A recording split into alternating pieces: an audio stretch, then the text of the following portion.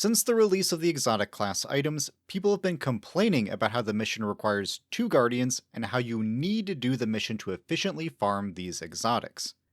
The latter is not exactly true.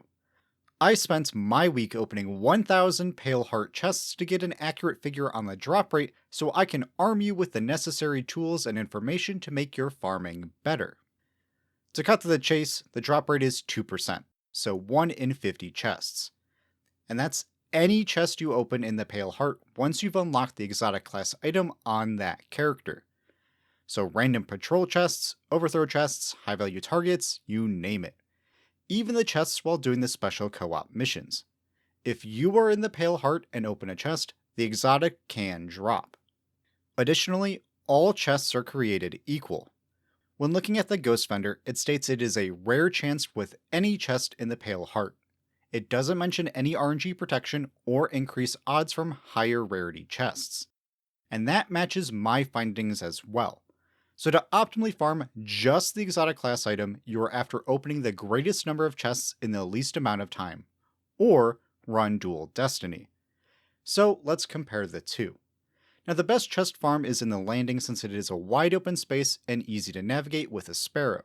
To easily spot the chests, make sure you have the Wombo Detector tracking mod on your Ghost to see chests within 50 meters. You can push out that distance by also zooming in with a sniper, but that isn't necessary if you just repeat the same simple route.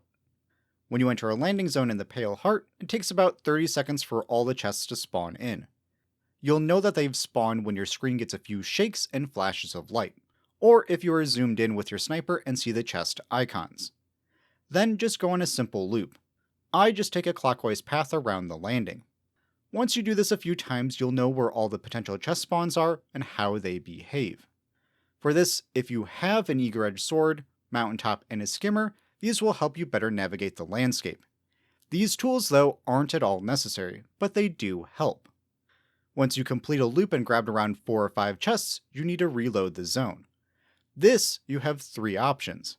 1. If you have the Skimmer and want to change of scenery, you can load into the impasse area and grab the chests there.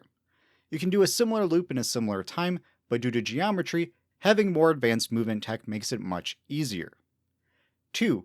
You can go to the impasse and then immediately teleport back to the landing. Since you are reloading the instance, the chests will respawn after about 30 seconds. 3. Go to orbit and then teleport back to the landing.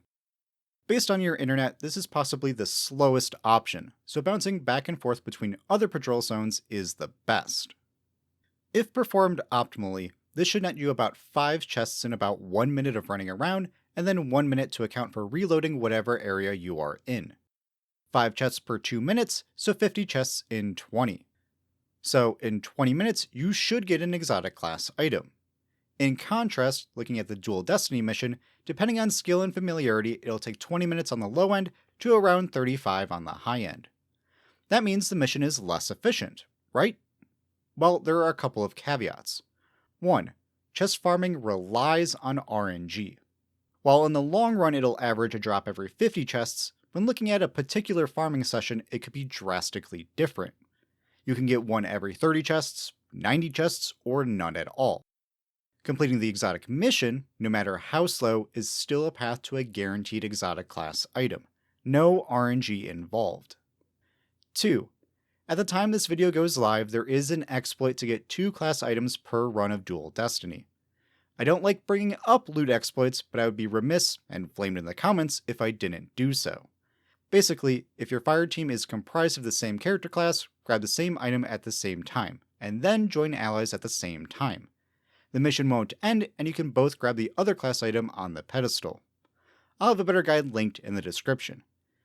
Because of this, Dual Destiny is even better for class item farming. However, even without that exploit, Dual Destiny will still be the best farm, and this will always be the case. It's a deterministic path that's skill dependent with a guaranteed drop. But that doesn't mean solo players should be complaining.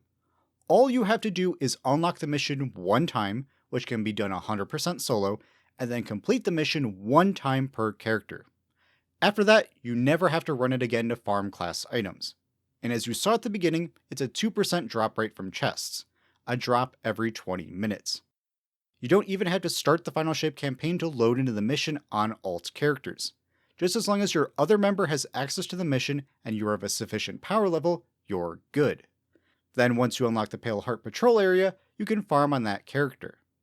So go out there and do the mission just one time. It's worth it. And maybe this will be what gets you to try other aspects of the game that also requires larger fire teams, GMs, raids, and dungeons. All in all, farm how you like. Have time just by yourself? Then do chest loops in the landing. Have a bud online and want some guaranteed drops? Then do Dual Destiny.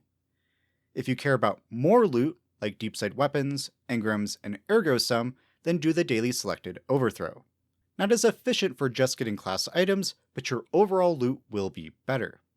Just make sure you always pick up those patrol chests when you spot them. If you found this video helpful, leave a like, subscribe if you haven't already, and come check out the Sundog Gaming Discord if you want to try out Dual Destiny or make other Guardian friends.